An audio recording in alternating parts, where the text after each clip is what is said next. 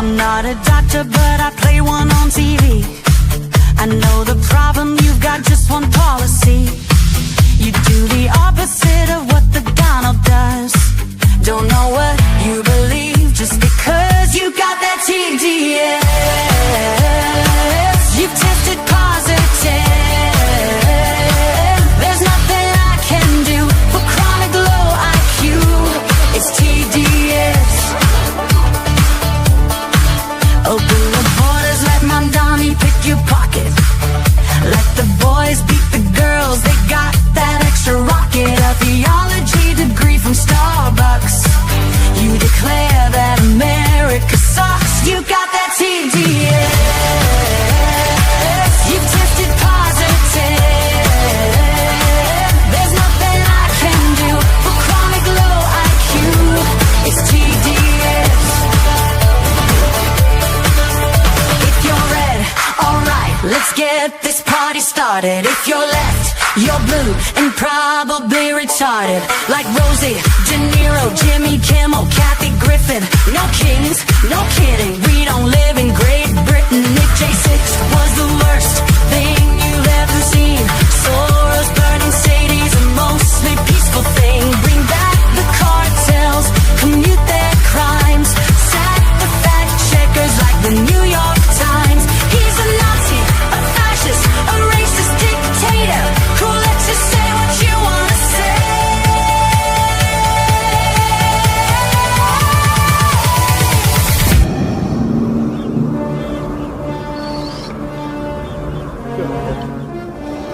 Luke, I am your daddy.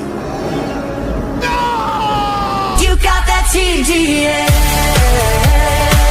You tested positive. There's nothing I can do for chronic low IQ. It's TDS. No matter what he says, you must be really dumb, 'cause you keep blaming Trump for your problems. Side effects of Trump derangement syndrome may include violent behavior, delusions, nightmares, insomnia, irrational hatred, hopelessness, anxiety, depression, blue hair, tantrums, inability to form coherent speech, difficulty maintaining gainful employment, and verbal diarrhea.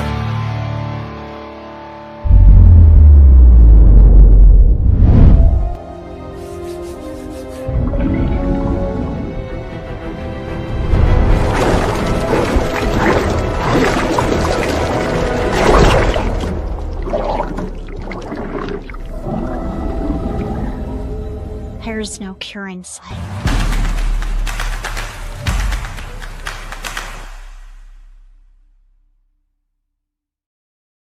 Hey guys, welcome to the program. Always good to remember, this program is going to air 7 days a week, 7 a.m. Central Standard Time, 7 p.m. Central Standard Time, 777. Welcome to the crap. Lift a finger, folks. Give me a finger and share this program. We're going to have a discussion today. I want to know where you are, but I think the floodgates are open to Conspiracy Central. Lindsey Graham passing away, stuff like that. We're going to take just a long, hard look at it, right? We're just going to take a long, hard look at it. And I think it's important that we do that. That's why I talk about crap, folks.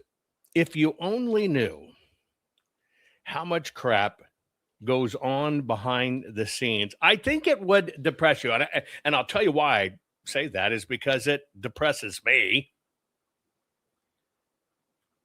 It's always tough. And it's tough to look at this stuff. And frankly, it will crush you. I have to work hard to try not to be crushed by this. And just like anyone else at time, I have to kind of refocus my efforts and make sure what I'm doing is productive. And this is kind of what today's program is, just a refocusing, because the floodgates are about to open on all this stuff, folks, by the way. Anyway, listen, today's program is brought to you by the fine folks at Goldco. It's a very simple proposition. Get your free gold and silver kit today. Just go to jovanlovesgold.com because now is the time to protect your money with gold and silver. It is. Digital dollars are coming. There is no way around it. And when you think people are fighting it, I'm telling you, 98% of people you see in this battle battling aren't really battling. It's more like collecting people into groups, because then they'll turn into your zombie messengers. And that's why I ask you to think for yourself, to look for yourself. And one of the things is this digital dollar is coming, folks. Just go request your free gold and silver kit today. This is why I do it with the fine folks at Goldco, because now is the time to protect your money. It's simple as popping over to Jovan Loves Gold. I'm a little cricket there, ain't I? There you go. Okay. You know, Lindsey Graham suddenly passed away. Insert whatever descriptive you want in there. Well, around the opening of the program, I want to know, we'll start it off this way. Do you believe Lindsey Graham was assassinated? I want to know.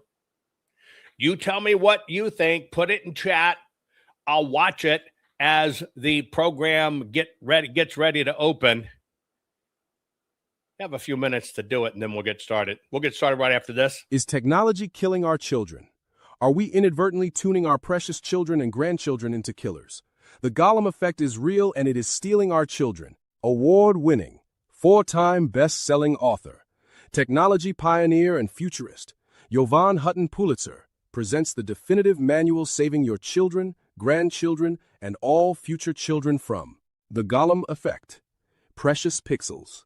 Deadly devices, how the digital and social era is creating killer kids. The Gollum effect is real, and it is stealing our children. The Gollum effect is not fiction or exaggeration. It is the quiet, relentless transformation happening in homes, schools, and bedrooms across our nation.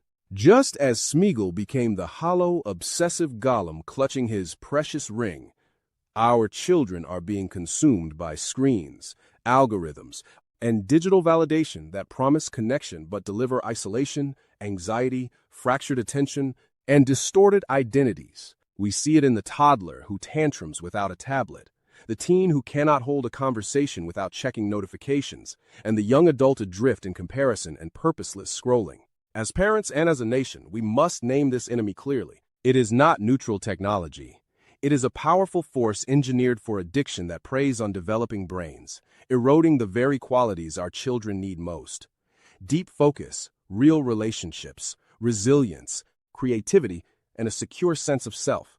Ignoring it or downplaying it has already cost us dearly. Our most precious commodity, our children, our future, is at stake, and the time for complacency is over. We must know the enemy in this battle and be willing to face them head-on. To win this battle, we must first know the enemy, and then face it with courage and strategy. The Gollum effect thrives on convenience, normalization, and profit-driven design that exploits boredom, fear of missing out, and the human need for connection. It hollows out childhood through endless stimulation while starving young minds of unstructured play, nature, hands-on mastery, and undivided attention from loving adults. Facing it means rejecting the lie that everyone is doing it, or that screens are harmless entertainment. It requires intentional action, delaying personal devices, creating tech-free zones and rhythms, prioritizing outdoor adventures and real-world skills, teaching critical thinking about algorithms and comparison, and modeling presence ourselves. Parents, educators, extended family, faith communities, and mental health professionals all have vital roles. The good news is that practical, proven strategies exist, from family media audits and screen-free weeks to rich offline learning, spiritual formation, and accountability partnerships. We do not have to fight alone. When we name the threat and choose presence over convenience, we begin reclaiming the minds and hearts of our children. We can win this battle and save our future, but you must have a solid knowledge base and the tools needed to win. We can win this battle, and we must, for the sake of our children and the soul of our nation. Every family that implements device curfews and real-world adventures, every classroom that goes phone-free during learning, every faith community that forms identity in something eternal, and every young person who chooses accountability and purpose strikes a blow against the Gollum effect. Victory looks like children who play creatively for hours, teens who build deep friendships and meaningful skills offline, and young adults who enter life with focus, resilience, and hope. It looks like families eating together undistracted, laughing, and truly knowing one another. The battle is winnable because human beings were made for more than pixels. We were made for wonder, relationship, creation, and contribution.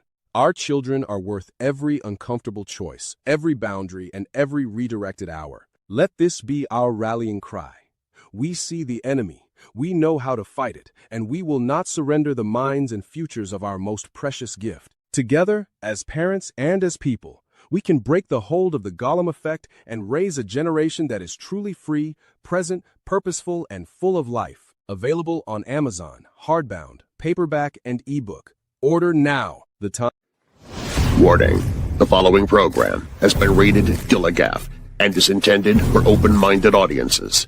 If the truth offends you, or if you are allergic to focused intensity, intellectual athleticism, or the occasional F-bomb or even irreverent humor, please switch off now.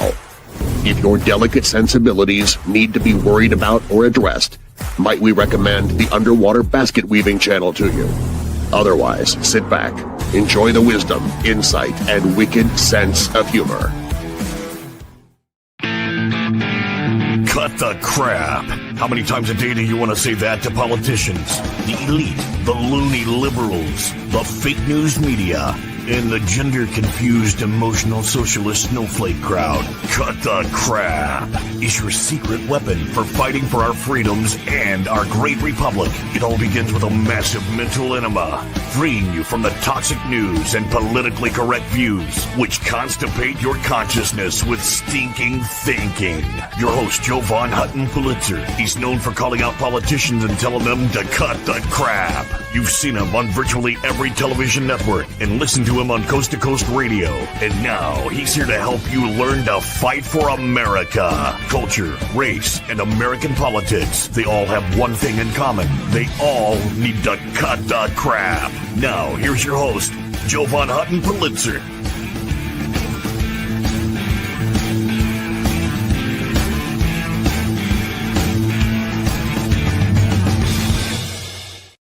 Okay, guys, welcome to the program. We're going to talk about are the conspiracy floodgates about to fully open? As if they've already haven't been open, right? But are they about to open in a massive way over the fact that Lindsey Graham suddenly, abruptly, as if there's any other way actually, but he just fell over dead. That's tough, isn't it? That's a tough deal to think about. And you're having all kinds of professional pontificators talking about it. And I'm going to ask you honest questions. I just ask you to be honest. That's all I want you to do, is to be honest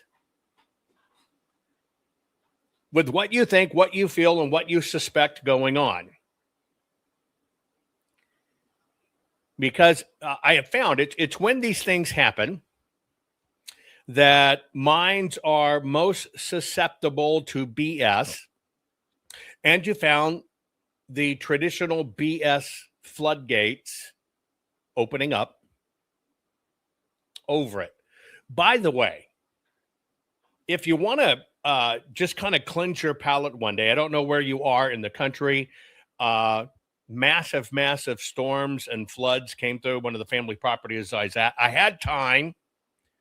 That's why I wasn't on there. But I had time, couldn't do much work. And so I watched a movie. I don't know if you've seen this thing, right? But I decided to watch it. I was told it was worth watching. And it's called Project Hail Mary. The tagline is "Believe in the Hail Mary." It's not what you think it is. I did not find it to be political at all. I didn't. But if you just want to watch a movie about the resilience of mankind, the ingenuity of mankind, basically having to answer the call, right? And no matter how you feel, doing what's right, take the time to watch this movie. It's worth it. And I think you'll appreciate it. And all I can tell you is it's not what you might think it may be. They did a good job with it. And that's why one of the things I'm talking about with Lindsey Graham and stuff is it might not be what you think it is. Now, I know all of this coincides. We got to ask ourselves, is this a coinkydink? Iran released their hit list. Right? Lindsey Graham was one of them.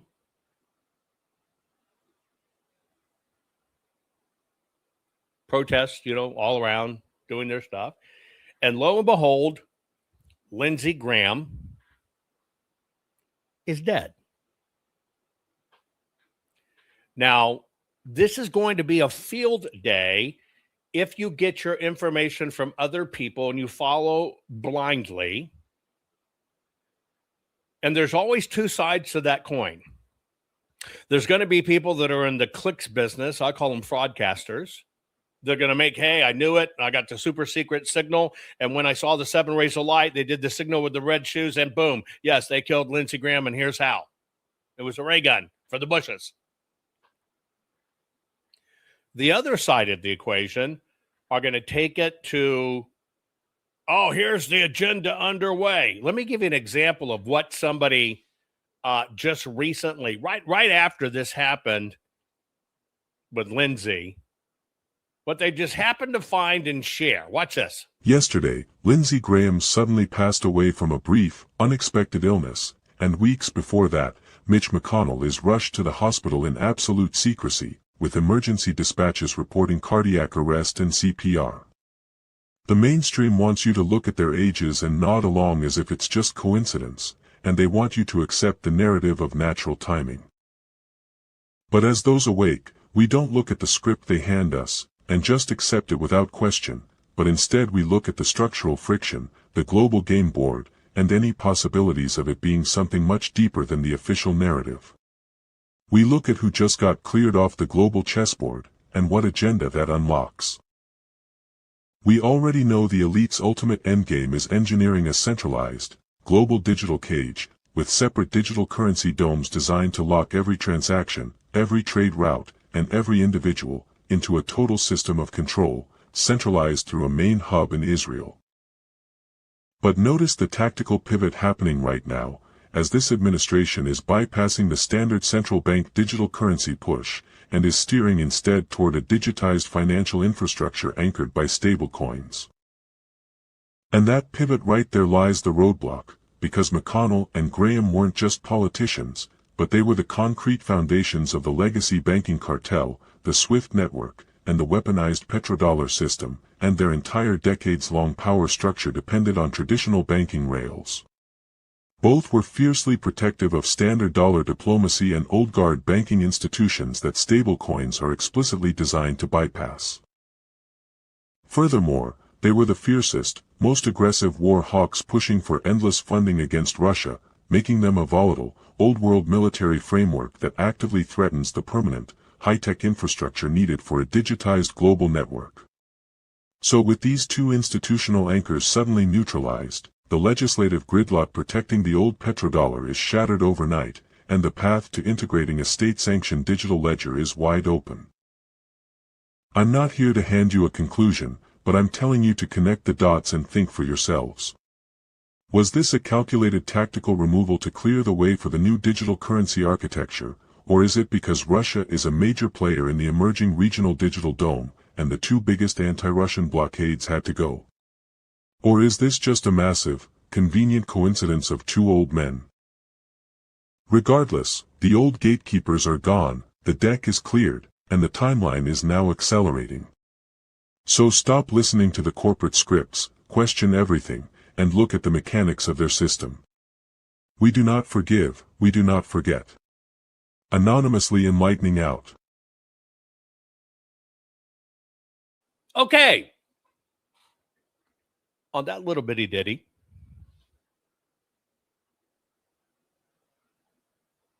what do you think? I mean, you got to admit, there's nothing like a fictional character giving you the facts, but I'm not giving you facts. I'm not telling you what you think, but here's what happened, but I'm not saying it happened.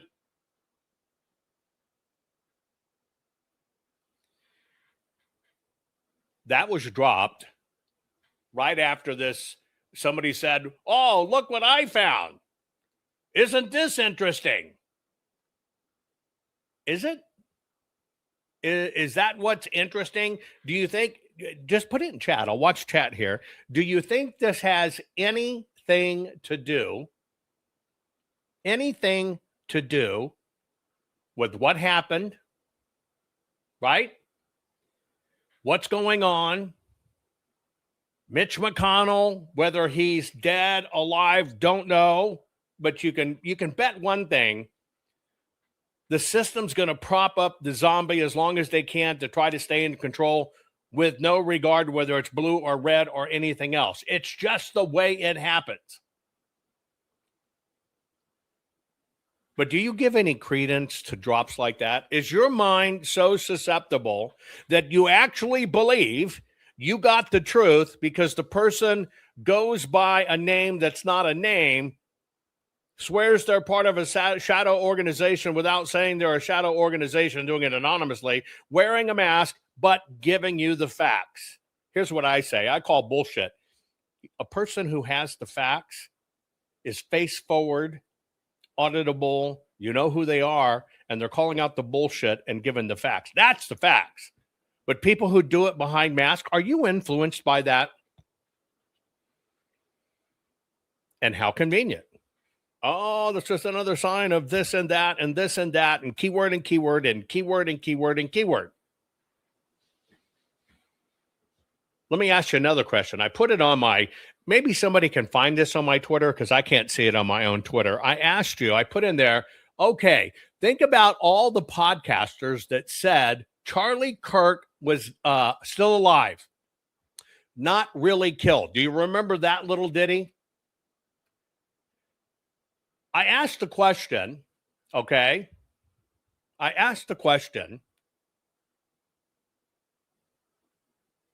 How many of you followed people that told you Charlie Kirk really wasn't killed? He was put into protective custody. It's all just to ferret people out. And now you sit here today, you know Charlie is dead, was assassinated.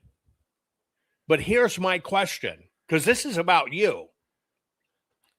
The people that told you Charlie Kirk really wasn't assassinated, okay? Do you still follow those people? See, this is why I said it's about us. It's about us all the time, right? I'll give you an example. Attorneys supposedly fighting for election integrity, if they're in front of the microphone, will tell you we've looked at everything, every bit of evidence.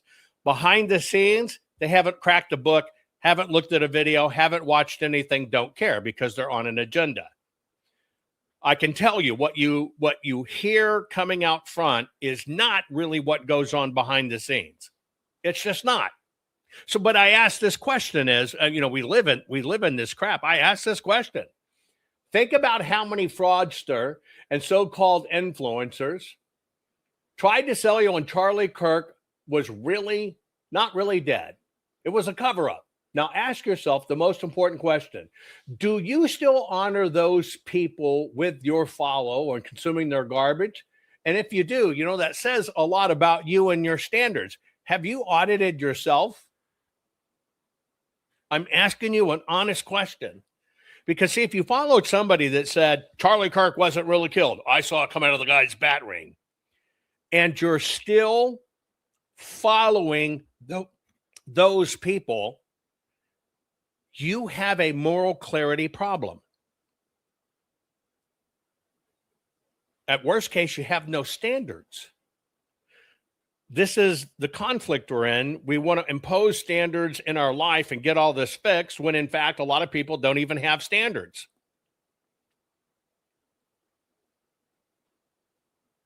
Does that make sense? Did you erase those people from your life? And honestly, most people watching this, the answer is no. You still got your fuss. But see, you don't think about your influence. You might have, 300 followers on Twitters. When your buddies, friends, families, the people you influence, go to that person's site, Charlie wasn't really killed. You ever noticed when they go to it, they're going to see, because they follow you, that you also follow this person. Those people get an endorsement every time from you. Now, why do I even talk about this? Why do I talk about it? How does it tie into all this stuff? Because I'm telling you, I think the conspiracy shitstorm floodgates are about to open, and that fraudcaster verbal diarrhea is going to come pouring out. And it's going to be just like it is every other time. It's going to be about 70% truth, 30% bullshit to get you to click. But then there's ones I question. Then there are some I question. Let me show you one. You may have seen this. This is, and people were reporting it to the FBI. I had Ivan Raiklin on, who will tell you, I like the Jews. I have no problem with the Jews, which will tell you the AIPAC stuff, all crap, all the Jew hating. I told you this was coming. I told you I was seeing it behind the scenes. Boom, when it finally emerges, here it is. It's people like Ivan Raiklin. Look at this. Somebody called it out, because if you look at the timestamp of Ivan, he called out Lindsey Graham saying, "Are you trying to visit Mitch?" At the time, EMS was there.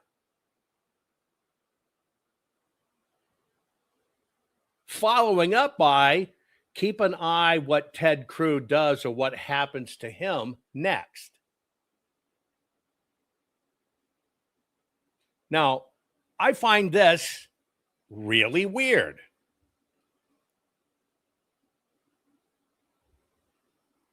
Why would you be even suggesting, everybody's talking about Mitch McConnell being dead, right? But you actually tweet at the time emergency services are there. Are you trying to visit Mitch after you said Mitch was dead? And then you jump to Cruz. What's going to happen to Cruz next? To make matters worse, here it is again.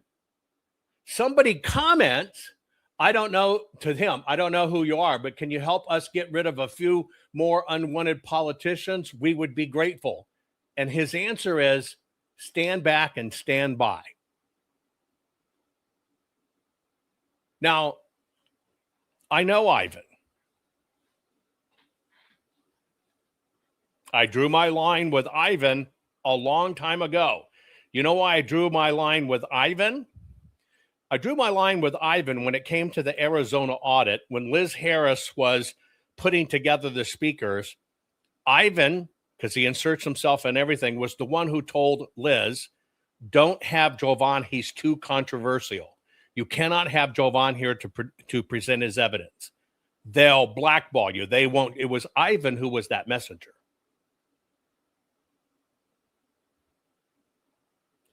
Who spoke? Ivan, which has nothing to do with it. Now, ever since that time, I wrote Ivan off and have called him out for it. What the fuck do you have to do with Arizona and the audit? Well, he had a job to do. What was the job to do? To make sure the facts of the audit did not get into that hearing either, and they went to work on Liz Harris. But who spoke as an election integrity expert? Now I look at this stuff and I'm looking, what is the coincidence here with Ivan Raiklin that you're calling out Lindsey as he's already dead on the stretcher, saying you're trying to visit Mitch and you were already talking about he was dead. Then somebody kind of follows it up saying, hey, what about the rest of them? And you say, stand back and stand by. Now, let me ask you a question. How does that help anything?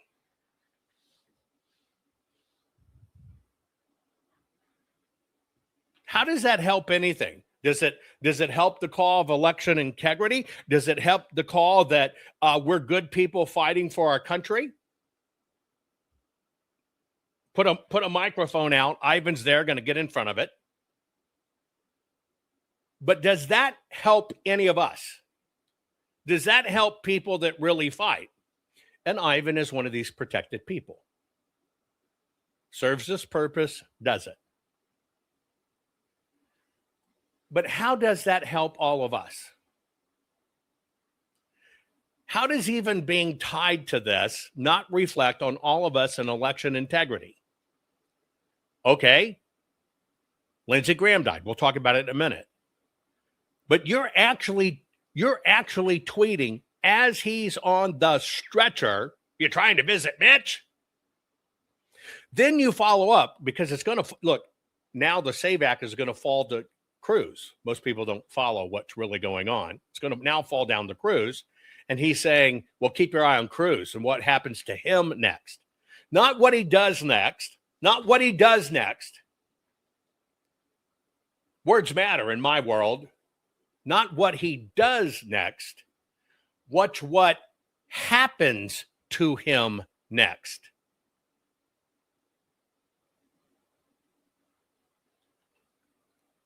And then the normal chatters after that, hey, Lindsey, you trying to visit Mitch?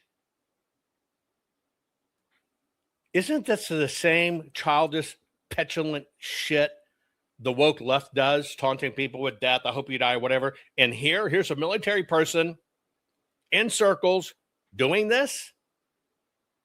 And then when somebody does mouth off, well, I don't know who you are, but can you help get rid of a few more unwanted politicians? We'd be grateful. And he says, stand back and stand by. Now you understand why people were reporting this to the Secret Service and the FBI. And he's got his military retirement and pension, somewhat of a security clearance, protected in circles. But I'm telling you right now, when he says, watch what Ted Cruz happens to him next, something's going on. And when somebody actually says, get rid of a few more, he says, stand by and stand back. I got to tell you, and I'm going to tell you honestly, I'm in these back channels. I watch all this chatter. I don't just post shit there every day to post and say, hey, look at me or whatever. I'll tell them when I got a new book coming out. If I have something to offer, I do. This morning, with a list of who's who, I left all those back channels.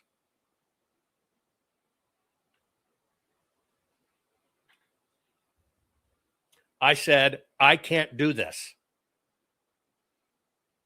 It's been 6 years, cost me dearly, and in essence, this is the same shit the left does. No action, no fucking follow through, bullshit, right?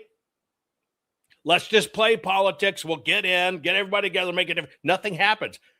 I'm letting you know, some of the highest levels in the country, this step, I left this morning after seeing this shit, among other shit. Because this is not what I am. And my definition of fighting for this country is you do not engage in the conspiracy shit. You don't feed it. You don't fight for clicks. You don't do this bullshit. We either fight the fucking war with facts and solutions, not with, well, we do data. You know, we had these people move into this neighborhood and these people moved out. And here's what the real estate records say. And that fixes election. I don't stand for that shit. So I did. I left as of this morning. I said, I'm done. I'm out.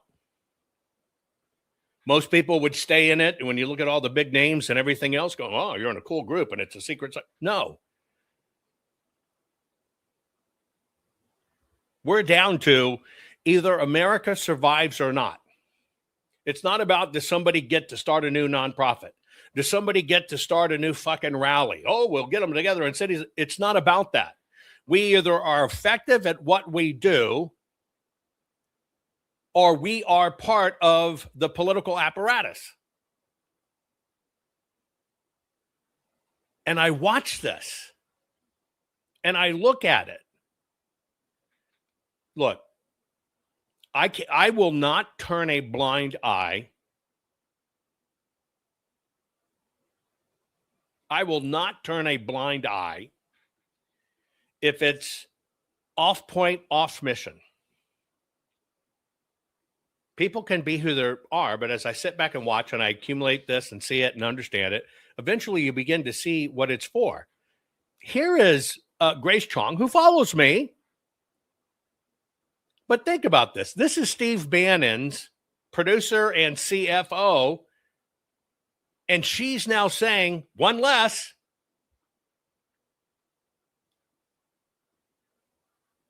Is there any humor in this? Answer me honestly, am I just a bitch? Am I just a sniveling, whiny bitch to say, look, I'll cuss, I say fuck regularly. And I don't judge people by that. I don't have to say, I'm so Christian, I'm Christiany, and I don't have to tell people I'm a patriot.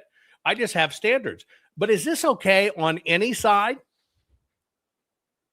Am I just a whiny bitch? When I look at people that are supposed to be fighting for this conservative country, and you come out with something like one less, or somebody says, can you kill more? I don't know who you are, but can you take out more? Well, stand back and stand by. To me, that's two things. That's lack of character and politics, petty politics. What got us in this mess to begin with? Petty politics. It's like Ivan. You put a camera in the room, he's going to find a way to get in it because he now fancies himself a broadcaster, an investigator, an agitator, or whatever.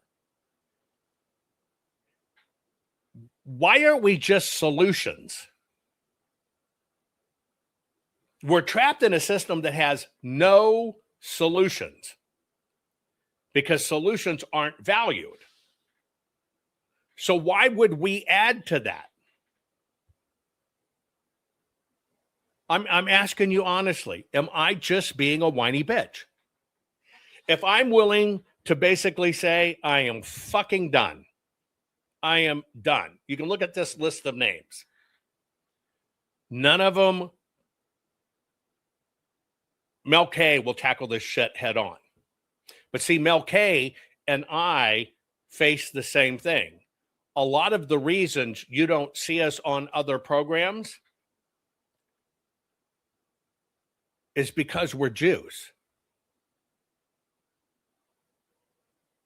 They'll use the shit out of us. They'll use us to gather people in a room. They'll use us to get hundreds of people or key people together, and then boom, take it over. You're used, you're done. And it is 100% because we are Jews. They can't look at us as Americans fighting for America because we have this one little stigma, even in their conservative patriot book, we're Jews.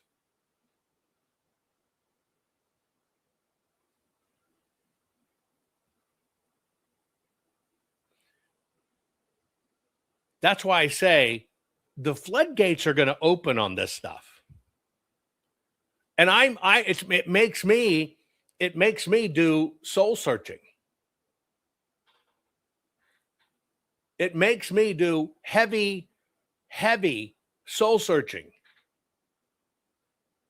And for me, right, wrong, or indifferent, and I can look at a list of 25 individuals, or I can look at a list of 10 individuals supposed to be the best of the best of the best, and I have to say, I'm out. I can't do it. I can't sit back and watch nothing really getting done, and it's still politics no matter what. And the answer to solving our solution as a country is not do a tour, get on the road, and set up a nonprofit. That's bullshit. Now, this is where the rubber meets the road between Democrats and Republicans. Democrats support each other, and that's why they can take a tiny group of people and move the whole fucking nation because they stay on target. Take the Republicans, fucking forget it. Buddy fucking Central, well, it's one of my military budgets, this, they follow orders, they do this, and they'll promote that all the time at the detriment of being effective in our country. Now, in all of this is trapped us, we the people. I do not consider myself part of a group. I want you to understand one thing about me. I'm not on anybody's team. I never have been. I never will be. That gets used against me. Jovan's not a team player. You're right, I'm not a team player. I am a highly technical, focused, laser fucking dot, get it done, here it is. I'm non-emotional about that. Most of them are terrified of my intellect. But what I don't do. You can't use this brand with me? No, I'm not part of that team. Can't use this brand with me? No, I'm not part of that team. Well, you got to join election 10. We got to do it. Got to be part of. No, I am not on anybody's team except one, the fucking United States of America. I kind of think this is, you can have me cuss, but isn't this conduct unbecoming? How can you take an ex-military person joking about this and somebody saying, can you take out more politicians? And they fall right into it and say, stand back and stand by. It's fucking Napoleon little man fucking click syndrome. But this is what the system promotes. And if you wonder if broadcast have other intentions, why in the hell, Grace, what do you mean by, okay, it's one less? What does that mean? Can you interpret that for me? What does that mean? Now, I want you to understand there's only three things that will possibly happen to me. They'll either kill me, they've already tried, or in these groups, you're going to find a massive wave coming out against me, trying to destroy me, which in many ways they help the left do. Or they're just going to forget about me and go on. But I want to let you know something about me because you're going to see my content changing. I am okay being an island. I am okay not going to the dinner parties. I am okay not, well, I'm part of this group and I'm part of this group and I'm part of this group and I'm part of this group and I'm okay with it. Why am I okay with it? I'm okay with it because I'm about laser fucking focused facts. And if we don't get this fixed, sans politics, our country is doomed. Now, what it does is it becomes a measuring stick for me. I actually get to see who is willing to fight that fight with me.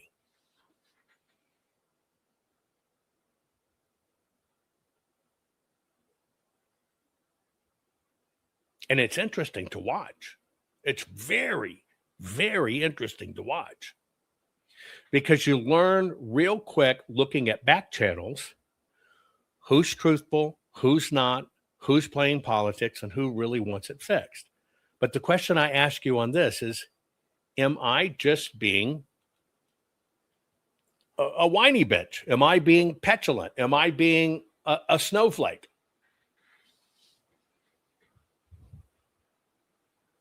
When I can call out supposedly a fellow patriot, a fellow election integrity, a former military person, am I being petulant that I will even call him out? Knock this bullshit off. See, I think it reflects on all of us.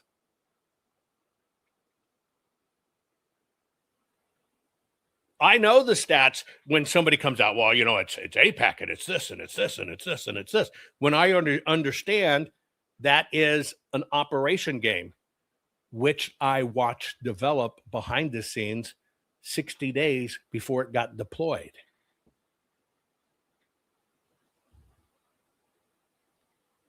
Am I just being a whiny bitch?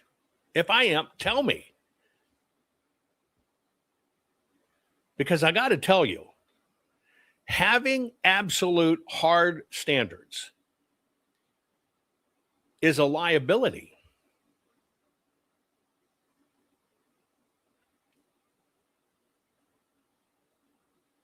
Dealing with the truth is a liability. Everything I do in my life is measured. It's like sending out videos to lawmakers for the audit, encoding it. They have their own access codes and nobody watching it. It's so I can audit the people who supposedly have me doing an audit. And if they don't even fucking look, I know what they're actually going to end up doing. Don't you get it? Doesn't that make sense? Isn't it time for all the bullshit? It has cost me dearly. It's just like saying, I don't want the images from the machines when I know I want the image from machines and they willingly give them up. Or somebody actually telling you, I looked at all his work. It was 27 books. It was all this books. You can't even read it when I never released the data that way. Oops. It tells you who really pays attention, who's really in it. And I got to tell you, $100+ million has been raised in this little election integrity bullshit shit.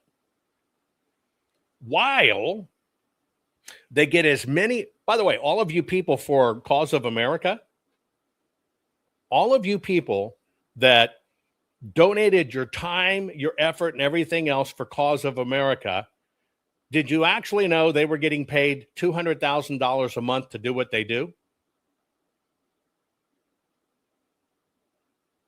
See, the system will bind you into groups under the guise you're fixing something. They do it to corral you, and it's all psyop. It's all fucking psyop. I mean, think about that. Think about how many people donated their time to Cause of America, still do, but you only find out when you look at the numbers. Mike Lindell raised $18 million for it in his defense fund, pays it $200,000 a month to operate, but all of them will swear, we're doing it for free and we're just volunteers. The same thing, True the Vote. How many of you donated your time, True the Vote, going to look at the addresses, going to look at this, going to get into your system and do it, but they don't talk about almost 30 million bucks raised. But what did you do? You volunteered your time, and I'm going to work with them because I like them. And then when push comes to shove in courts of their data, well, we never really knew if the data was really accurate or not. What about the PCAPs? Well, Mike Lindell in court. Well, I never really had it. Think about the time you donated. Do you all understand a vast portion of us have been fucking corralled? I know as I watch chat, I'm looking at hundreds of people across all the chats that I absolutely know donated your time, busted your ass, knocked on doors, and did shit. Oh, we need volunteers. We need this. We need this. You do that work, except you signed an agreement. You can't talk about the work.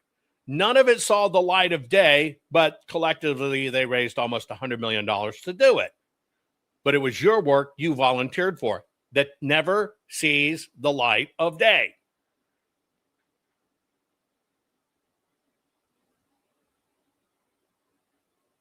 Think about that for a moment.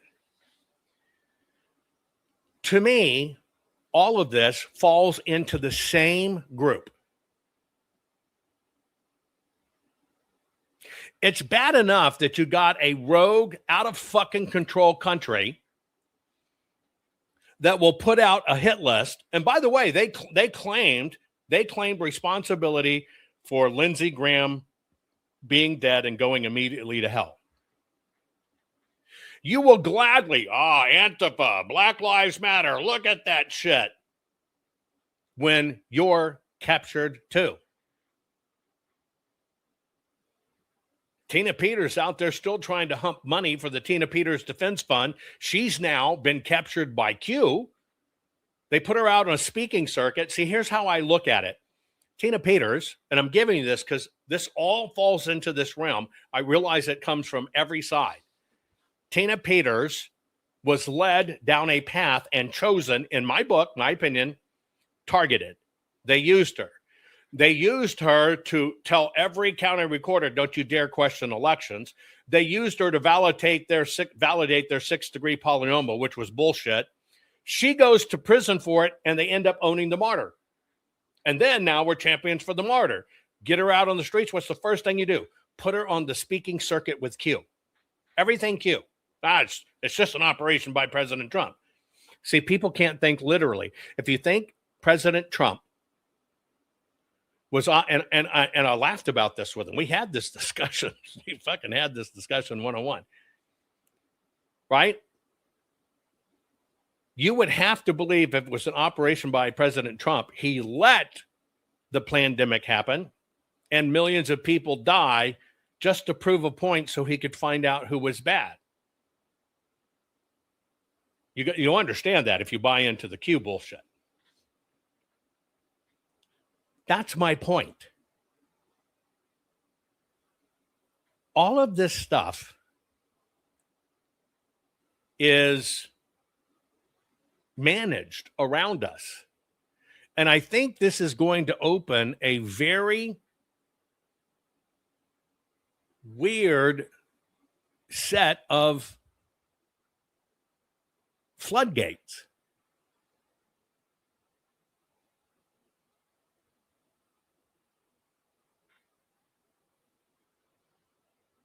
But where's it going to take us? Where do we get in this? What happens in this? Okay, so right now my system is under attack. You're going to stand by. You're going to see a pump and dump. I've got to reset. It will only be momentarily. I am not going anywhere. Listen for a minute. I am being forced because of attacks on the systems to reset my system. Stand by. Here we go. It'll be a blink.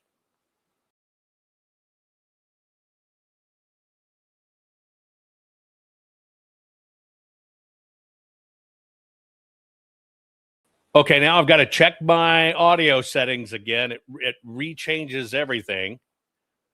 But isn't that interesting? I sit here, I share things with you. Boom. Let me show you something that Iranian TV was running because they claimed death for Lindsey Graham. Then we're going to talk about Lindsey's death. Watch this. Iran's hit list may be out. A conservative newspaper in Iran has published a list of people to be targeted as revenge for the killing of the Supreme Leader Ayatollah Ali Khamenei.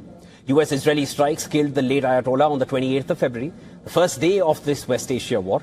In his first message since his father's funeral last week, Iran's Supreme Leader Mojtaba Khamenei warned those who he referred to as criminals, saying vengeance is the will of our nation and must inevitably be carried out, quote unquote.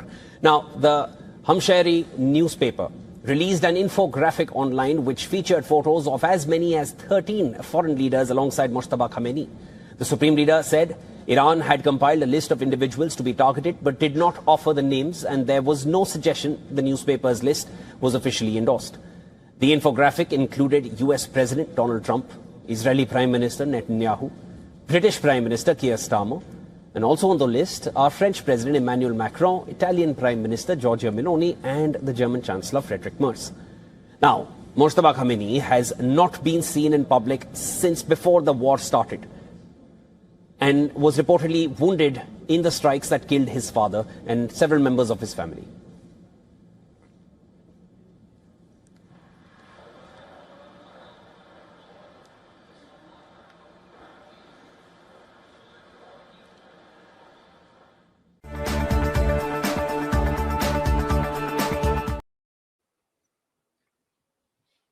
And so people are going to read, and I'm going to give you a disclosure at the end of my program here.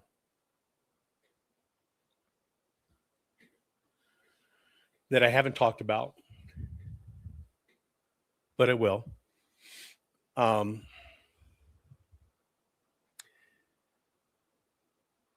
Lindsey Graham, let me put it on my screen so you can look it up as I do this. This is what Lindsey Graham died of? Aortic dissection, an internal tear of the aorta associated with atherosclerotic cardiovascular disease. Okay, let me give you some background on this. The first thing you should know is this is also what killed Lindsey Graham's father at 59 years old. Okay? Excuse me, he was 69. A correction. Florence James, F.J. Graham, he died at 69 years ago, 1977, of exactly the same thing. Lindsey's mother had died 15 months previous from Hodgkin's lymphoma. So this is a pattern in his family. So you understand what this is as you look at it on my screen. And these are just the facts. And somebody say, well, it could be a doctor report. It's okay. I'm just giving you the facts. I'm just giving you the facts. You decide what it, well, it was a special ray gun with 7 rays of light that does this.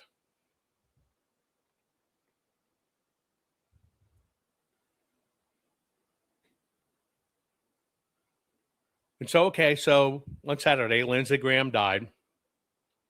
What this does is it causes the aorta to rupture, and then very fast, the body insanguinates inside itself, meaning it bleeds out, and it bleeds out incredibly fast, okay?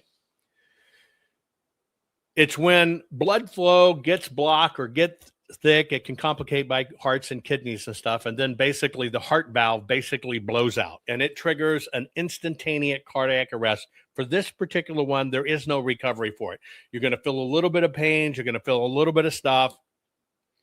But your heart's going to blow out. Now, it's long associated with high blood pressure, okay, and aging, and you usually have to have some sort of aortic aneurysm present.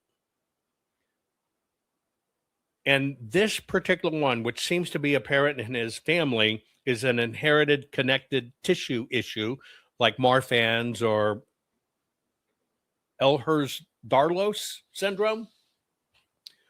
But a lot of people, especially with the fact when Iran came out and claimed responsibility for it,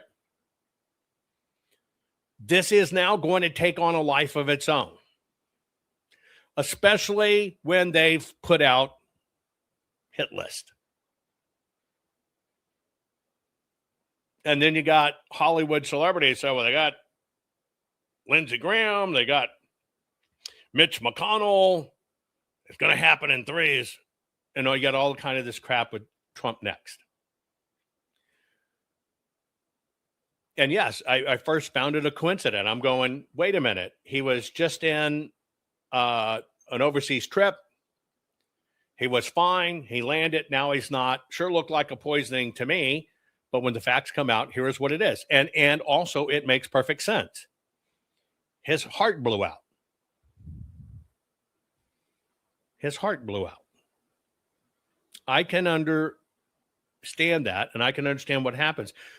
But the question is, how is this going to be used against our American society? Who are going to be the ones that are amplifying it? This is a hit list. Here it is. Yeah, we'll get more. Stand by and watch. Who in conservative circles is going to say, one less, one down? Does this help our cause? Does this help us as a nation? Does this help us find any solutions? Then it's going to go, well, it just called President Trump saying we're going to get the SAVE Act passed. Boom, he's dead. What I ask in all of this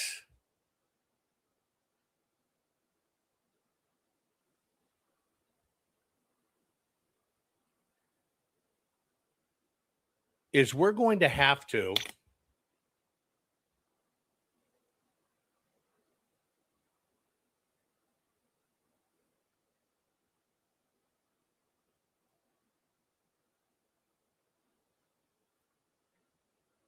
okay, so hang on one second. I'm gonna show you.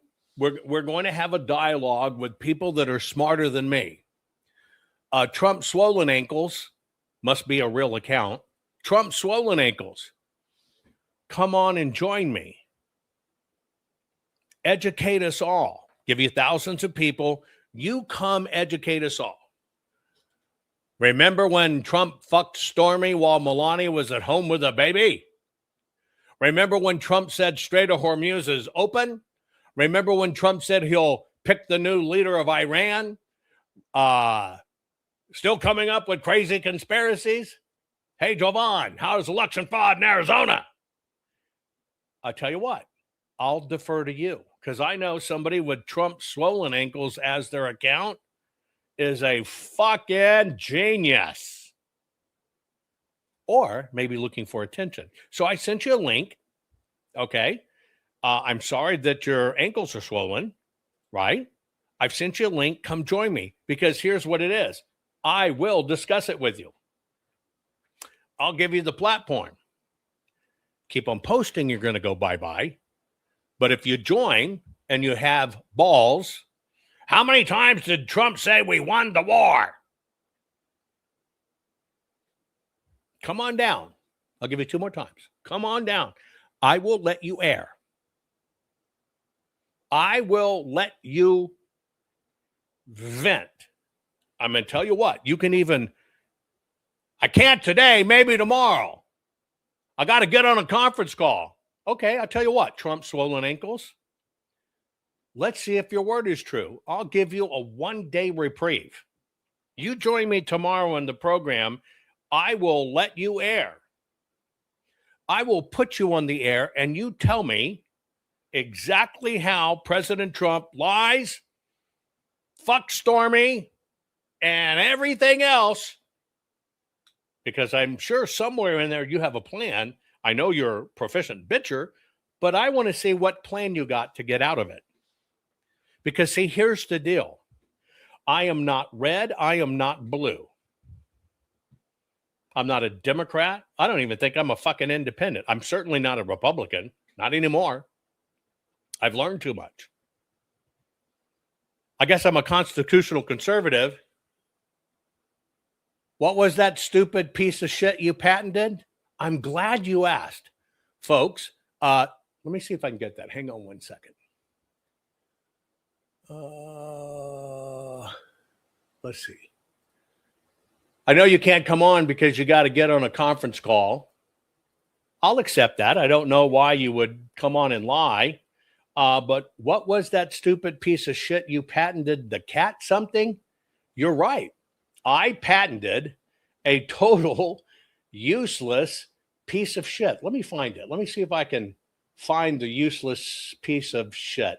Yeah, the worst invention ever. Here's what I patented. Never give up.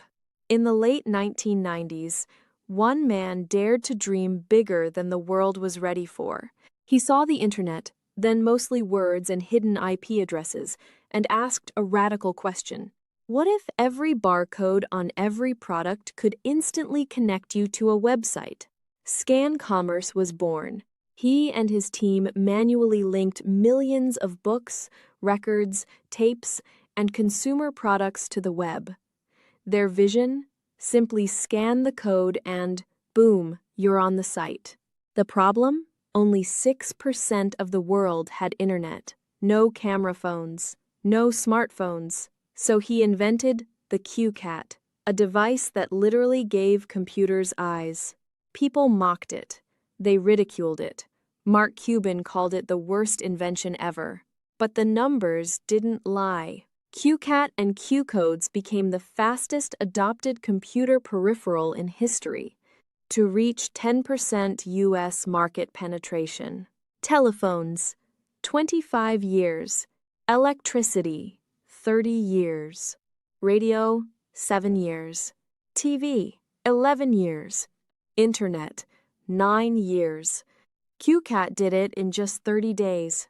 It hit 1 million users in 30 days and 2.4 million in 60 days, faster than Facebook, Instagram, Twitter, or Airbnb ever dreamed of. Then disaster struck. The dot-com crash. 9/11. Markets froze. Capital died. The dream looked dead, but the inventor? He refused to quit. Jovan Hutton Pulitzer kept fighting. He nurtured those patents through the storm. He ignored the haters, the doubters, and the crash. Today, that dumb idea is the global standard and one of the most successful patent portfolios of the internet age. It's built into 21 billion mobile and wireless devices worldwide. It powers 2.7 billion scans every single day, over 1 trillion scans a year.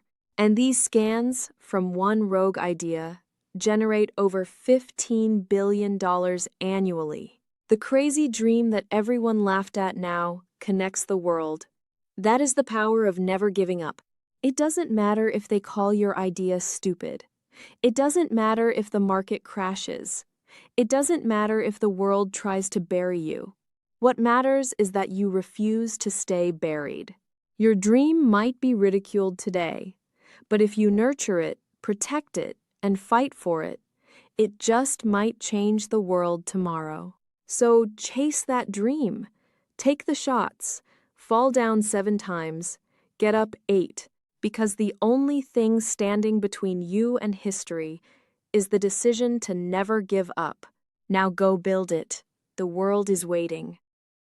Yeah, I invented something really stupid. Shame on me. Now I'm going to get very real with you for a moment. You're going to have to bear with me.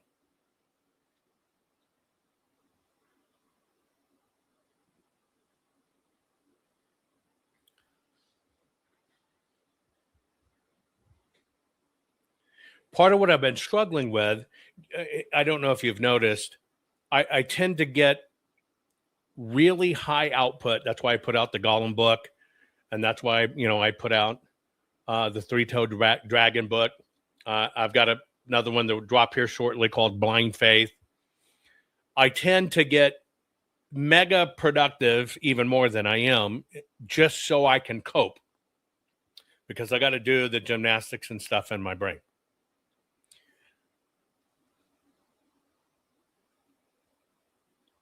You know that MAGA, GOP, conservatives attacked my son during all this process. Right? When I started calling out that the Antifa call was bullshit and stuff, and this kind of setup went on,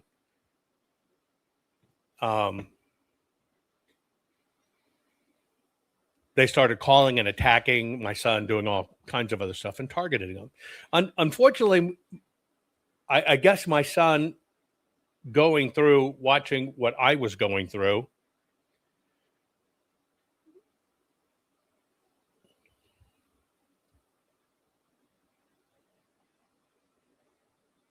and I always worried about my son's,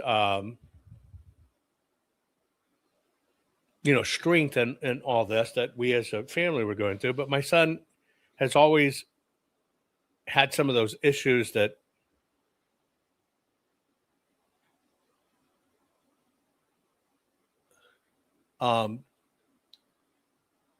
in it, right? But during that process of them attacking my son, my son basically went back to dealing drugs, which he had, doing drugs, which he had a problem with, and had a problem with, which had happened also when he was very young, wanting to stay alive.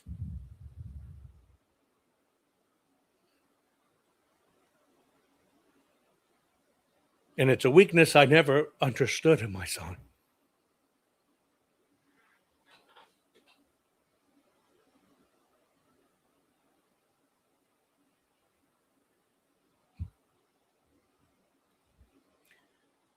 But the attacks in doing this, I guess the cost of doing this, not only from a business standpoint, but then to also know that last year my son was hospitalized over it, trying to deal with who he is. And it doesn't help that my son basically shares my same name almost, which makes him a target. But the costs have been devastating, which I just shared with the group. I've lost my son.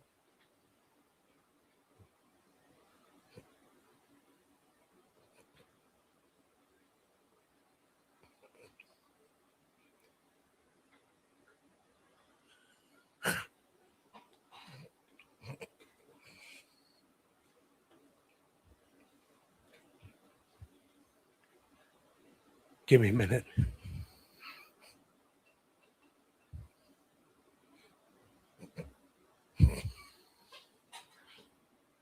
Give me a minute. Because I need to talk through this. Just give me a minute.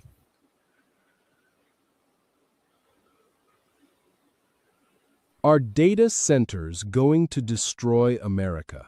Will data centers and artificial intelligence rob our water supplies? Will it drive up our energy costs? What's fact? What's fiction? Here is the truth no one talks about.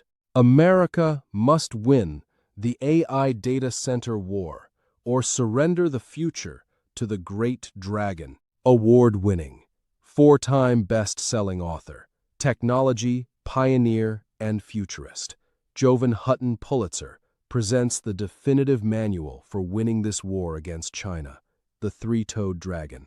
Communist China's secret war to end American AI and data centers. China's relentless drive for AI dominance is no longer a distant threat. Through massive state-backed infrastructure, voracious energy consumption, and strategic control of global supply chains, the CCP is building an unstoppable technological empire. While America debates policy, China executes. This is not another tech trend. It is the decisive battlefield of the 21st century where data centers, power generation, cooling systems, and sovereign energy infrastructure will determine who controls intelligence, economic supremacy, and national security. This fact book, guidebook, handbook, and war plan cuts through the noise with meticulously researched intelligence on the hidden realities of AI data center demands. Exploding power requirements, industrial-scale water usage, heat island effects, liquid cooling breakthroughs, hydrogen and off-grid solutions, semiconductor vulnerabilities, and the strategic choke points China already exploits. It delivers actionable blueprints for American victory, from policy recommendations and energy independence strategies to practical deployment models for rural and sovereign systems that bypass fragile grids and foreign dependencies. For patriots, policymakers, energy entrepreneurs, technologists, and every citizen who refuses to live under digital authoritarianism, this is the essential field manual. America still holds the innovation edge, the resource base, and the will, but only if we act with urgency and clarity. The great dragon is moving at full speed. The time to seize victory in the AI data center war is now.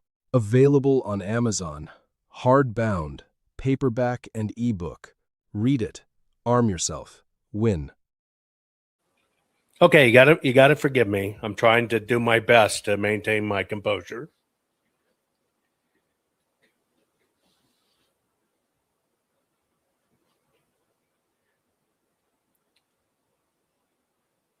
The losses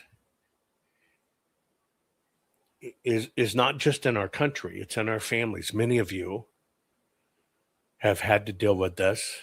Many of you know that you've got kids on the edge or kids suicidal or kids don't know whatever, kids going nuts or kids turning to drugs.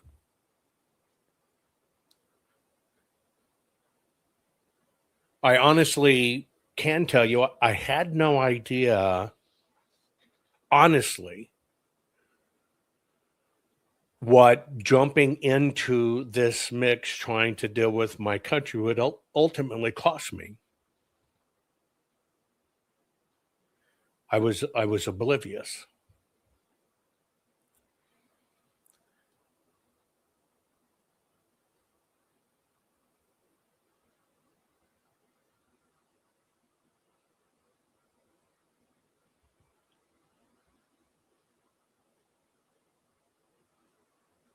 And then you find that the toll the people. Let me show you who started this ball to roll by calling my son, suing my son, getting people to attack my son. Did you know one man changed the entire face of election integrity in the USA in 2020? Here is the story. Maybe you have heard it. One man, supposedly, infiltrated an Antifa Zoom call in September 2020. Allegedly, on said call, a voting system company executive said, "Don't worry about the election. Trump is not gonna win. I made fucking sure of that." What was the evidence of such a call ever happening? Nothing. Not a recording, or an email, or a phone record, or even a live witness. But it was not a total loss. For the voting systems company, that is. The voting system company filed $10 billion in lawsuits. Then the voting systems company was paid in excess in $1 billion in damages. A company which had, according to Dun and Bradstreet filings, 36 million in annual sales. The bogus claim enabled the voting system company to make 2,700 more times in these lawsuits than they ever made as a company. Every case which included the bogus story of I infiltrated an Antifa Zoom call was booted from court. On the other hand, the voting system company made out like a bandit. Question is, who was the real bandit? The voting system company or the one man who claimed the story to begin with? Comment below. So, talking about this helps me cope. You know that way back when that Fanny's Love Muscle, Nathan, whatever his name was, in Georgia, you know, they reached out to my son and harassed him. Altman and team with Dr. Frank and others reached out to my son, harassed him, and sued him.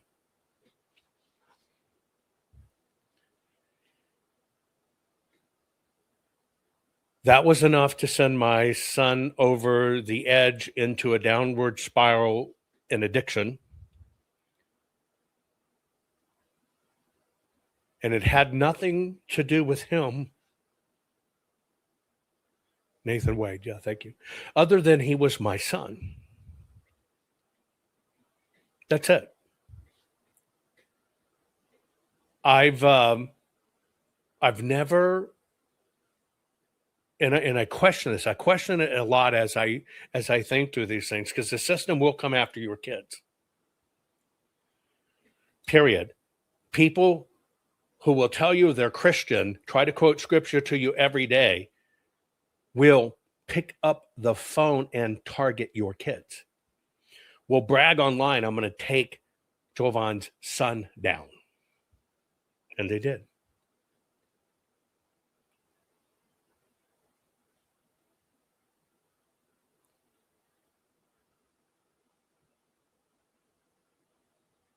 I've been damaged more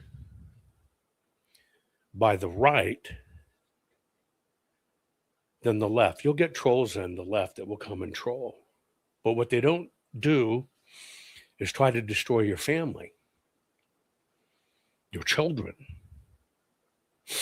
your livelihood.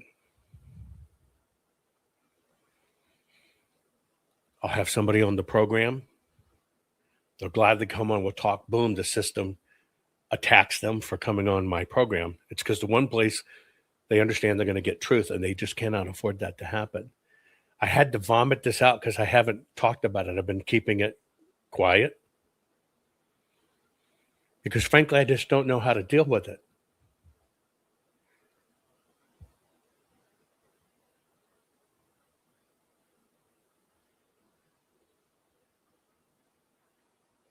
And then I've learned in this business, it's your supposed friends that actually keep your enemies informed, up to date.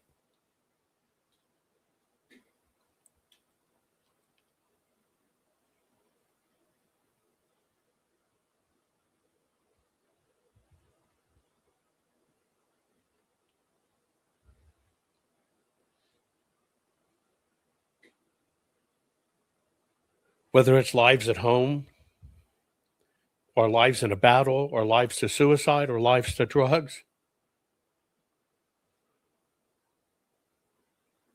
This fight we're in is for the soul of our nation.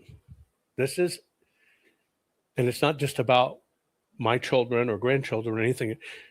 I'm not sure people understand how evil and deep this fight is. And that's why I talk about, and I even show things, when we get engaged in this bullshit and we become the very thing that we fight against, and you insinuate, oh, we'll take more out, stand by, I'll get more out, right? Or we willy-nilly,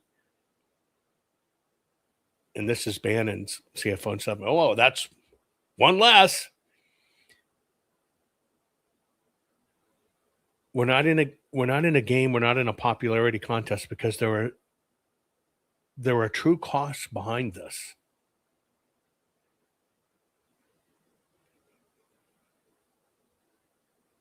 And then trolls, which we've had this morning. Think about how sick our country has to be that somebody, and I'm just let me talk through this as I maintain my composure. Somebody will literally set up 5 different account names on Rumble, fake accounts, just so they can attack. That shows you how far we've fallen as a nation. Because unfortunately, nothing's off limits anymore. Not families, not children. You can't talk through your differences. It's all rhetoric, it's all attack. The troll today is a prime example, is they've got us eating each other. They've got us destroying each other. They've got us being foolish with fucking comments.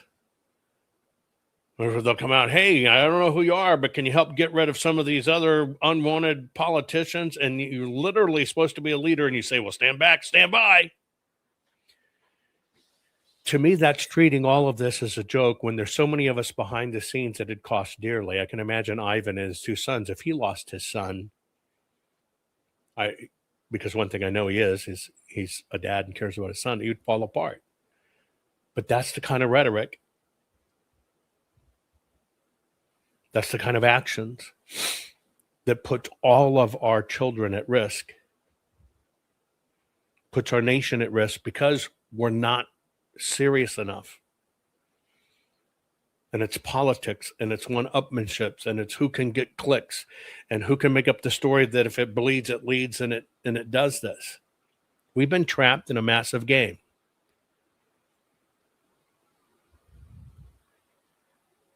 For me, and this is for me only, I can't participate in this stuff because the cost to me as a human, as a businessman, as a father, I could have never imagined what it would ultimately cost me. Or the weaknesses it would bring out, or the things it would make people do, or the things it would make people say, or the things that make people show up. And the irony of it is a lot of the people that are actually doing it behind the scenes are the ones that got to tell you how great they're a Christian, are wearing their crosses on the outside of the church, but are actually orchestrating this stuff.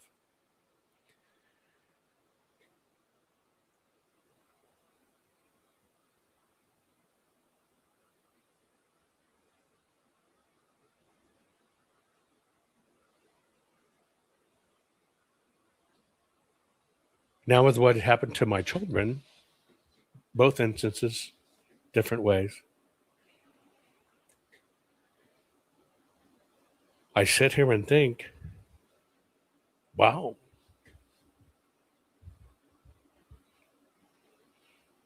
How many good years do I have left? You're maybe seeing a little bit of mortality striking me and dealing with this, that I'm rushing to get out all the works that I've been putting off and hadn't finished, doing my best to make a difference.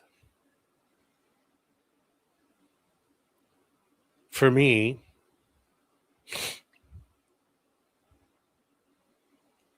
when we watched what happened in 2020, which was an attack and a coup,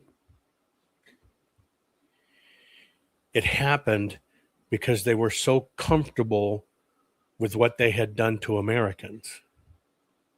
They were so comfortable that Americans would turn on each other and would cannibalize each other. And America did. They were comfortable that people would break up into groups and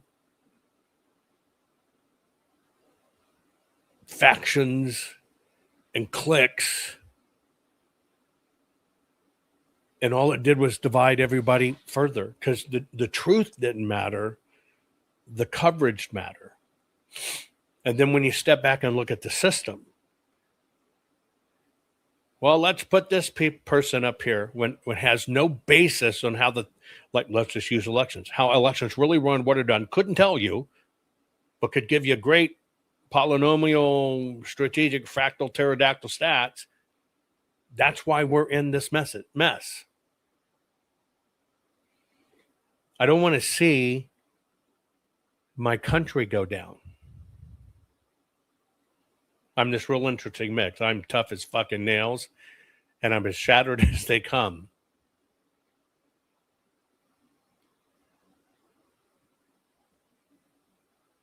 And for me, it's a walk to keep this jigsaw puzzle together and serve. I break too, just like anyone else. I've been holding too much in, and I'll discuss my son at a different time. It's just too much. But for me, I got to get it out. And you got to understand, folks, I don't care if you're on the left. I don't care if you're right. I don't care if you're fucking Catholic, Jewish, Christian, or whatever. We are all in this together. That person who marches for Antifa is going to get equally raped by the system and taken advantage of as us that are hardcore patriots. And by the way, I hate using that word now because it's been so overused, because people got to tell you, I'm a patriot, I'm a better patriot than you because I'm the patriot. No. We're the godly people, and here in our country, you're either an American or you're not. If I had one big opus of final work left in my life, it would be just to help us get rid of the fucking hyphens. We are not Republicans or Democrats or independents or greenie meanies. Those are brands. Those are bullshit labels that are constantly manipulated. We're at the time in history now, folks. We either, for our country, because I know I have a lot of international watch, we either are Americans or we're not. And that means it's up to us. Then it comes into us as parents, because no God-fearing parent would want their child to grow up in a world that makes you think you can cut your wanker off and you'll be a girl. But we own every bit of this. We own it because we haven't mastered how to look at things objectively from afar and understand where, when, and how are we being manipulated. And I'm telling you right now, everything is a manipulation. I learned it during the Kerry Lake trial when I'm giving them evidence and giving them stuff.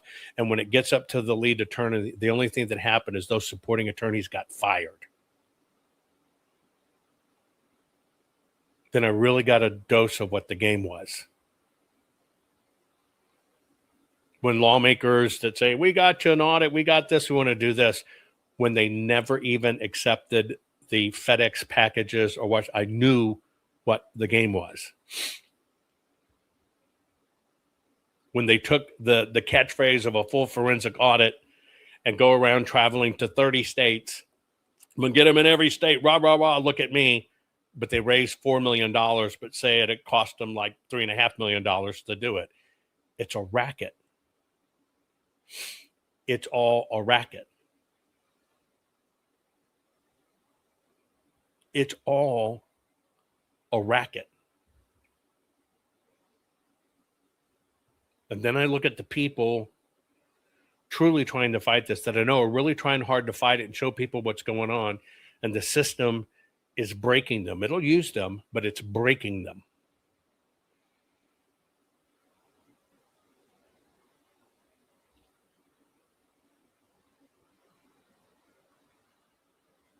All I can say that I understand in all of this mess is you've got to dig deeper what it means to be a faith-driven person, which is your free will, and where to put your faith. I've put my faith in a military uniform. I've put my faith in this person is in a high standing, they're the greatest. None of those ended up being real. When it came to us collectively as Americans and as humans, because invariably so many people are not looking to good. They're looking to find a way to game the system, to be relevant, to be liked, to be loved, to be clicked, to be viewed, to be promoted, to be whatever. And the reality is none of that matters. None of that matters. The only thing that matters in all of this, and I can tell you firsthand, it can ultimately end up costing you everything that you hold dear.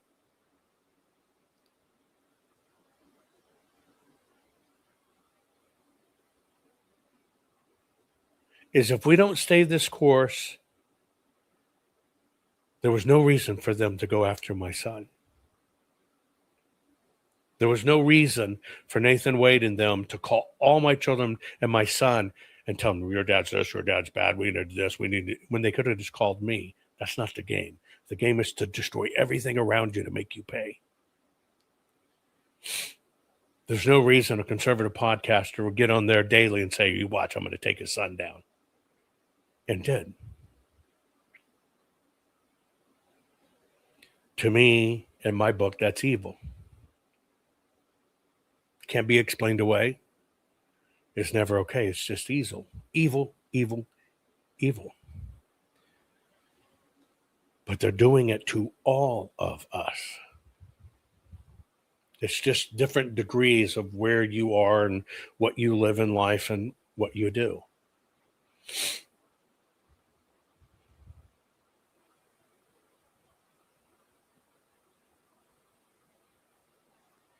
I wouldn't call this end times because that's not what I believe. But I would call it the time that was prophetically talked about, where angels and demons and evil, darkness and light, where the veil is thinner than it's ever been, where the battle's all around us so close.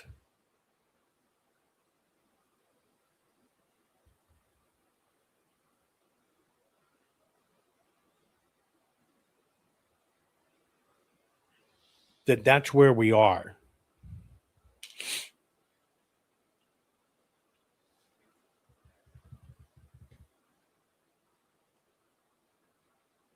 You're watching this broadcast and you're even participating in this election integrity stuff, and there's no integrity in election integrity.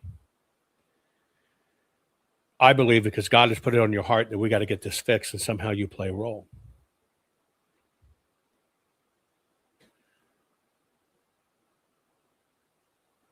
But what we have to do is we have to figure out collectively how to get our shit together. All of us are going to be affected in different ways. But if we can find a path to understand we save America or not, to me, whether you like it or not, or you agree, I believe the formation of America is divine. And it is the shining beacon, just as Reagan said. We've got to find a way to pull all this together. We've got to find a way to have higher standards. We've got to find a way to value just truth. Absolute provable facts, not promotion, not airtime, not bullshit 6-degree polynomials or whatever. We've got to find out a way for all of us to come together to value truth, because we can't afford to end up having to sacrifice our children to this system. I never saw it coming. I didn't. I'm the pain is so immense, it pours out of me at times, and the times I just kind of shut down and I'm a wall. And then it pours out of me at times, and times it shuts down the wall. Plagues me with nightmares. But the only thing right now kind of keeping me and my shit together is I think I recognize the godly and biblical nature of what's going on and what we are being asked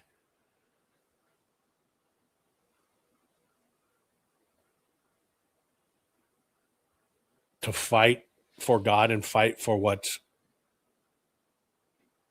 right.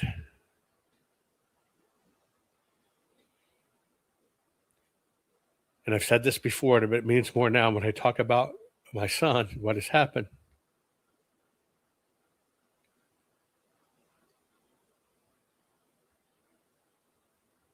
I think long ago God talked, we'll call them prophets, call them whatever, but he kind of spoke one-on-one for a few people and relied on those people to go out spreading the word or whatever. I actually believe right now, in this time, God's talking to every one of us. I truly believe that. God is talking to every freaking one of us at the same time.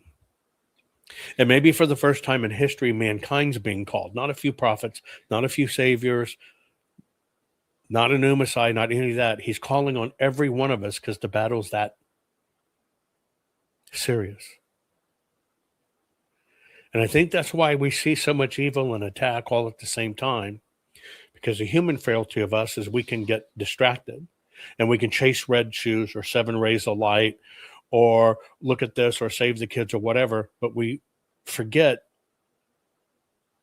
we're battling Lucifer and Lucifer's realm. And that's what we've come to. I don't think I could stress enough that's really what's going on. What is really, really, really going on is like something out of fucking Lord of the Rings and Mordor, and they're consuming everything and just going to consume everything in their past. I can't stress this is not passive. This is not minor. It's global. I mean, come on, folks. It's global. They're telling us our kids aren't off limits. They'll have sex with our kids. It's okay. They're telling us they're better than God. You can cut off your wiener, be a girl. You can cut off your boobs, you're going to be a guy. That they replace God. I don't think we've ever seen evil the way we see evil out in front. And in many ways, evil's winning. And they're winning because we're fractured. They're organized. We're fractured. Evil's organized. Evil uses the system. Evil uses its network. Evil uses its resource. Evil stays on message. And the fact that they're focused on destruction and we are disfocused on what to fight and what really matters, in many ways, evil is winning. And I see this every day. Every fucking day.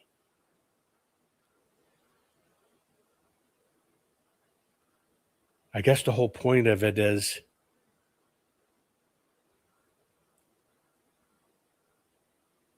every day there's going to be a new conspiracy to chase. That's why I said the floodgates are going to open with this shit.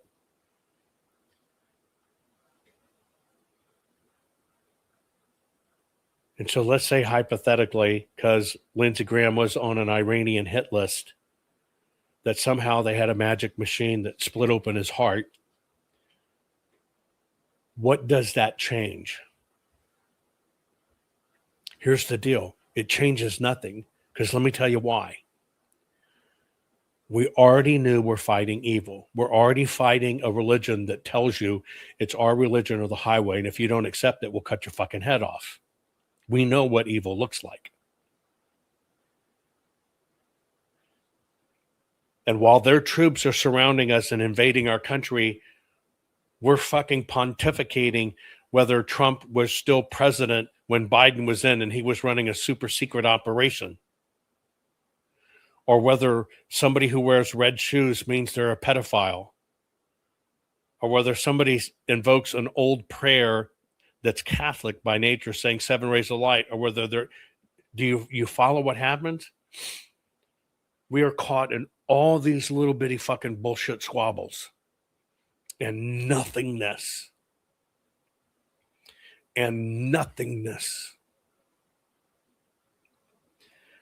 While the enemy surrounds us and watches us eat ourselves. And I'll give you a good example.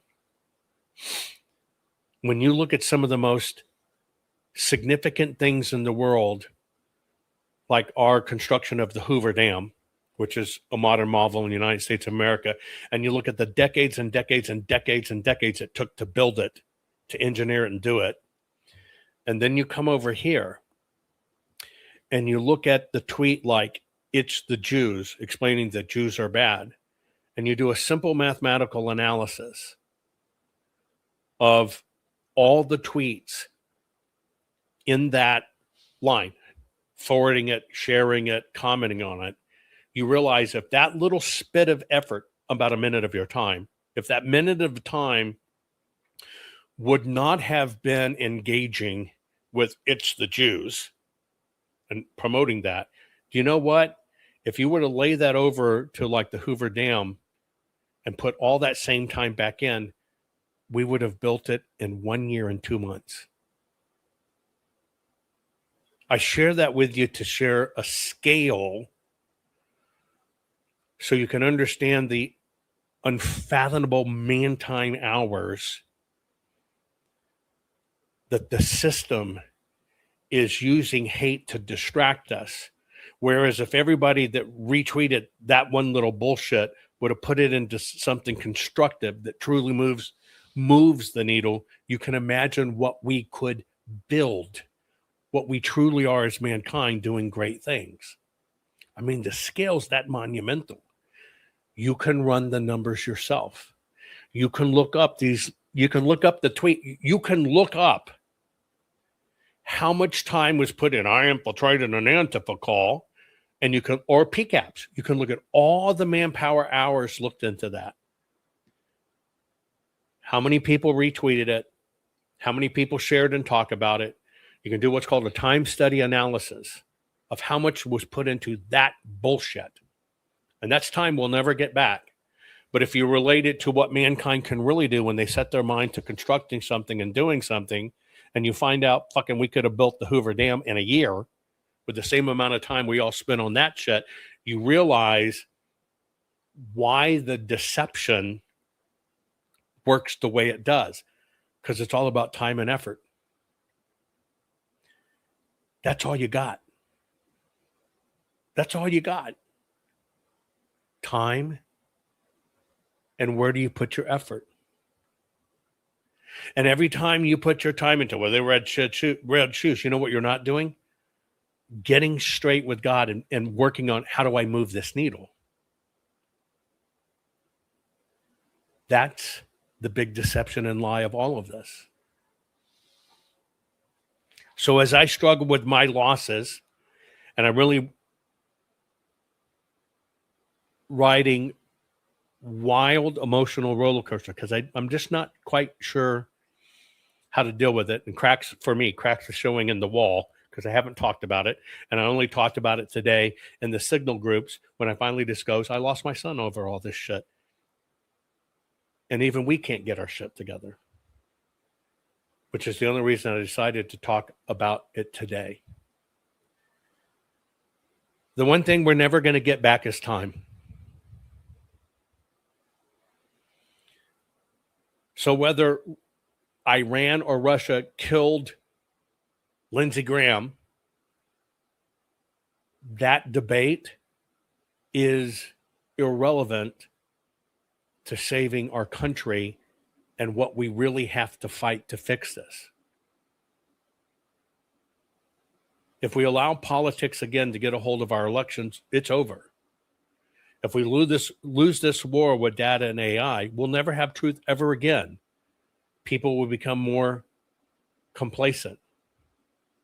You're seeing me battle some people online. I'll just make a note. You can follow a trend. Somebody saying, well, what about this water and animals aren't giving birth and whatever. And I call out the guy who's saying that. And I give you the exact stats on decibels. And you find out if they have a traditional windmill on land, the decibels from that go longer and further than a data center, but they use hype to do it.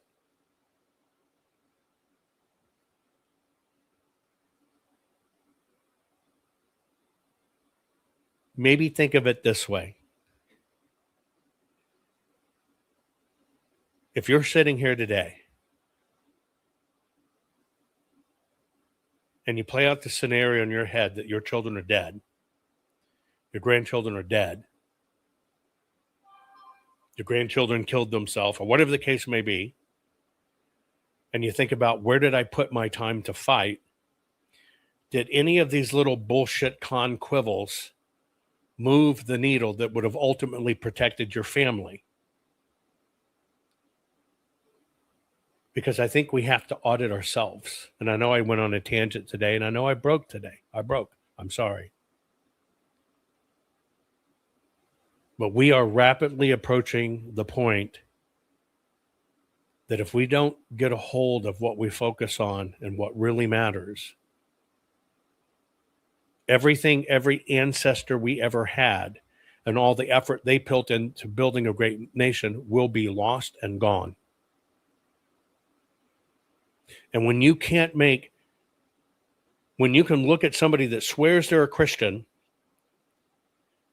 gives you godly verses, but to understand they will go after another man's child and brag in social media, I'm going to take his son down,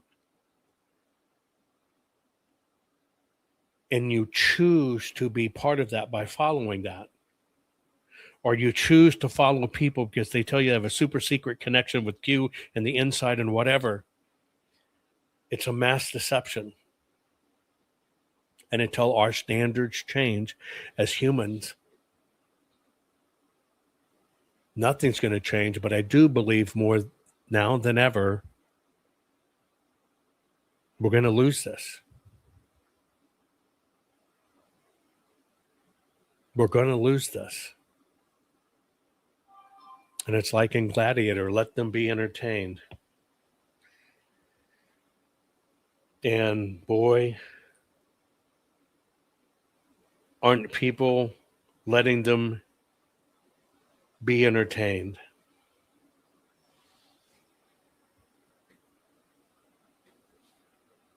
I'm sorry I broke today. I love you all. Take care. Is technology killing our children? Are we inadvertently tuning our precious children and grandchildren into killers? The Gollum effect is real and it is stealing our children. Award-winning, 4-time best-selling author, technology pioneer and futurist, Jovan Hutton Pulitzer presents the definitive manual saving your children, grandchildren, and all future children from the Gollum effect. Precious pixels, deadly devices, how the digital and social era is creating killer kids. The Gollum effect is real, and it is stealing our children. The Gollum effect is not fiction or exaggeration. It is the quiet, relentless transformation happening in homes, schools, and bedrooms across our nation. Just as Smeagol became the hollow, obsessive golem clutching his precious ring, our children are being consumed by screens, algorithms, and digital validation that promise connection but deliver isolation, anxiety, fractured attention, and distorted identities. We see it in the toddler who tantrums without a tablet, the teen who cannot hold a conversation without checking notifications, and the young adult adrift in comparison and purposeless scrolling. As parents and as a nation, we must name this enemy clearly. It is not neutral technology. It is a powerful force engineered for addiction that preys on developing brains, eroding the very qualities our children need most: deep focus, real relationships, resilience, creativity, and a secure sense of self.